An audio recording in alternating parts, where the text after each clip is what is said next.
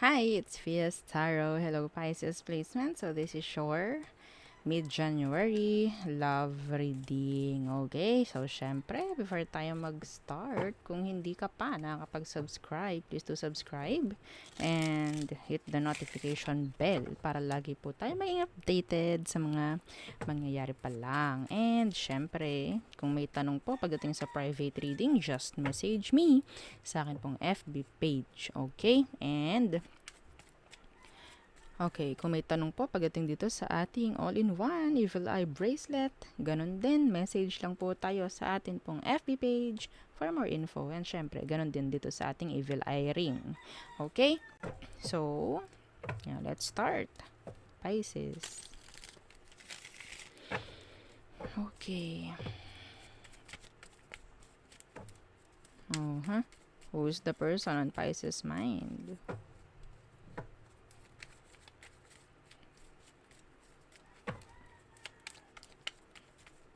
Okay.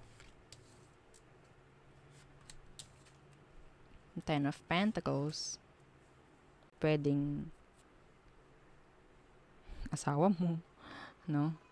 Pwedeng may anak na kayo, or pwedeng naka-long term mo. The King of Swords, yeah. Okay?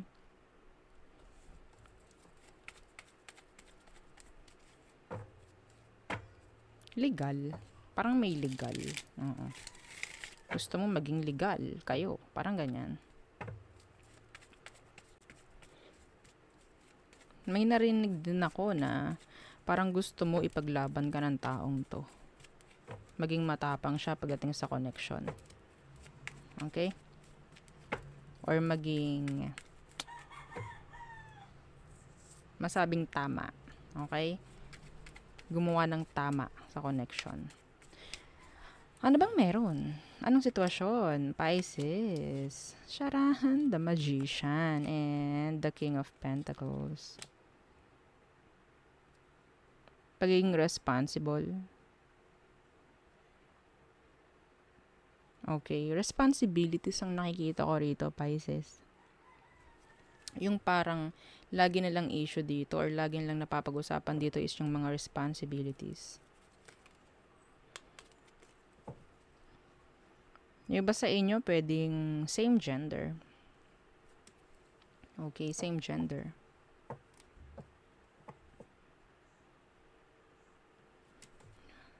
Wait.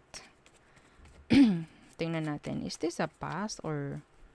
Kasi nakakuha ko ng energy ng bago. Tingnan ko. Wait lang. Oo. The Five of Pentacles. Okay. So, pwedeng may nangyaring ng issue with this person. Pwedeng itong taong ito is iniwan ka. Okay? Iniwanan ka ng malaking responsibilidad. And pwedeng kumukuha ka, no, sa kanya ng, sabihin natin gusto mo lagi na merong connection pagdating sa mga mas importanteng bagay sa inyong dalawa bukod sa relasyon. Okay? So, parang yung mga responsibilidad nga. So, siguro, pwedeng tatay to or nanay to ng anak nyo. Mga ganyan. Okay?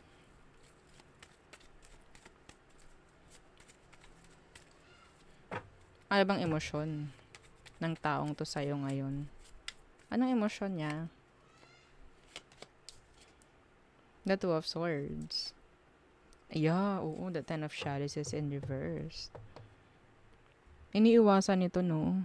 Yung connection. Iniiwasan niya. Oo, ina-avoid kayo. The Ten of Chalices, pwedeng hindi siya talaga nagiging responsable. Kaya parang nagiging needy yung connection. Or nagiging needy yung isa sa inyo. Okay? It's like, palagi kang naghahanap pagdating sa kanya. Okay?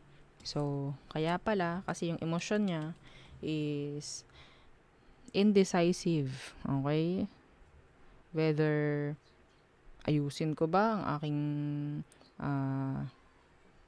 family if ever meron or hindi. Parang ganyan. Hindi nakakapag-desisyon ito ng tama. Hindi nakakapag-desisyon ito ng para sa family kung meron nga. Okay? The Ten of Chalices in reverse.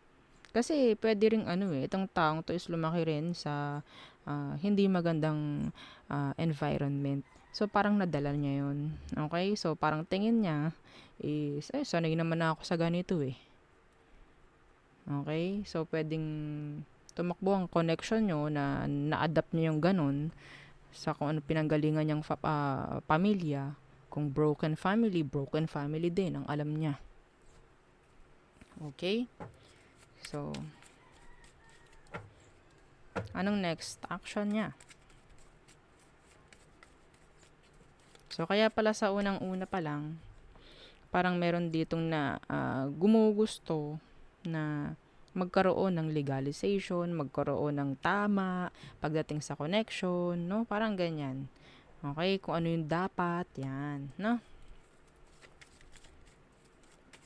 May nagmamanifest ng dapat maging responsible na sa sitwasyon, mga ganyan. Ano ang next action niya? Towards the connection. The Queen of Chalices. So, talagang may pagka-selfish, no? Itong taong to. Yeah, in the Star in reverse. Hopeless. Wala akong nakikita sa kanya, sa taong to na may gagawing maganda, na may gagawing solid action pagdating sa inyo. Yeah, the devil. See? Ganto kasi minsan talaga malaking epekto, no? Malaki ang nagiging epekto ng mga pinanggalingang environment. Depende na lang sa mentalidad ng tao kung ayaw niya ng ganun. Okay? Kasi, may mga tao rin naman, ayoko kasing maging ganun kami, kaya pipilitin ko na ayos kami. Mga ganyan, no? Pero iba talaga. May iba talaga na, okay, ganito kami, so dapat ganito rin kami. Well, hindi naman ito iba sa akin. Parang ganun, no? So, siguro itong nakukuha natin, ganun siya. Ganun siya. Kung anong nakamulatan niya, yun na yun. Yun na rin ang magiging takbo ng buhay niya hanggang sa magkapamilya siya, hanggang sa magkaanak siya. Ganun din, kasi yun ang nakamulatan. Yun doon siya sanay. No? So, yeah, advice ko, no? Oo, advice ko sa may mga anak dyan. Sabi ko nga, hanggat kaya natin na parang ayusin, ipakita sa kanila na dapat ganito, lumaki sila sa gantong environment. Yun kasi, yung parang sa tingin nila is tama. Okay? So, hindi lang sa atin yan may epekto, pati sa anak nyo. Kung hindi naman siguro susolusyonan, wag mo na lang din ipakita kung nasaan man yung mga anak. Wag mo na lang ipapakita sa kanila na, yes, kahit wala si ganito, wala si ganyan, okay pa rin tayo. Okay? Hindi yung wala na nga si ganito, wala na nga yung ganyan mo, is parang pampas-hampas pa. Okay? Pampas-hampas pa tayo kung saan. Okay? So, tingnan natin. Wala kang mapapala dito. Kasi na-avoid ka na nga lang din eh. And hindi sila makapag-desisyon rin. Hindi nila alam kung paano, hindi nila alam. Wala silang alam. Okay? So, anong magiging, ano bang pwedeng advice for you, Pisces, sa ganitong sitwasyon? Yeah, the Ace of Pentacles in reverse. And the Two of Chalices in reverse. Yun nga, tulad ng sinabi ko kanina, kung sa tingin mo, wala na kayong pag-asa dito, okay, huwag kang magsayang. Huwag mong sayangin.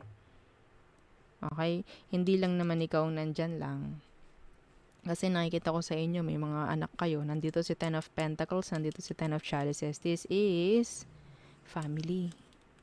Kung makikita nyo, may anak yan, no? No? Ikaw ang tumayong ama't ina. Okay? Ikaw ang tumayo. Ipakita mo na, iparamdam mo pa rin sa kanila na buo pa rin.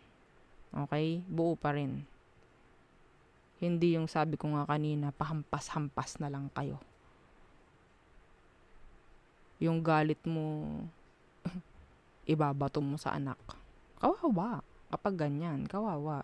And wag mong isasali or idadama yung anak mo sa ganitong gulo. Ilayo mo sila. Ilalayo mo dapat. Okay? Kahit ganyan yung sitwasyon, ipapamulat mo sa magandang environment pa rin hanggat maaari. Okay? Kasi nga, kung ano ba ang nakamulatan, yun ang masisimulan ng mga yan. Yun ang alam na tama. Sino bang parang susundin ng mga yan? 'Di ba? Kayong ehemplo niyan eh. 'Di ba? So, the Queen of Swords. Meron tayong pair. Wala tayong magagawa kung ang igaganti rin natin is mali. Okay? Kung may mali na nga, hindi na ito maitatama ng mali pa. Sabi nga. Okay? The Eight of Pentacles. Ikaw bang effort dito na? Ikaw na ang kikilos dito. Ikaw na dapat. Ikaw na magiging responsable dito. Lalo na kung kaliliitan pa yung anak. Specific ito. I'm sorry. This is specific. Someone, merong mga kailangang makarinig nito. Okay? So, pwedeng next time, mga Pisces, iba naman ang makuha natin, no? So, may mga kailangang makarinig nito muna. Okay? So, yeah, yun ang akin nakikita for you. Okay. So, tayo tumungo sa all signs. For you, Pisces placements. For mid-January. Okay. Yung energy ngayon parang sobrang seryoso. Oo. Ni isang tawa wala akong itinawa ngayon. Ngayon pa lang. Oo, yung ko ng ganyan. Oo. Okay. So, Aries, open ang option ng taong ito. Taurus, unending. Gemini. So, pwedeng gumawa ng action si Gemini towards you. Cancer. Gusto makipag-usap ni Cancer sa'yo and may energy rin dito ng ang tawag dyan, closure. Okay. Nasa na tayo? Leo. Okay. So, si Leo gustong makipag-ayos. Gustong may fix. Some of them nakaka-move on na. Okay? Virgo. So, wala silang kakayahan na gumawa ng pagbabago. Wala silang kakayahan na palitan or alisin kung anong dapat. No? So, Libra. Gusto nila ng communication with you. Scorpio, tinataguan ka ni Scorpio. Sagittarius, hopeless. Okay. Capricorn, a waste of time.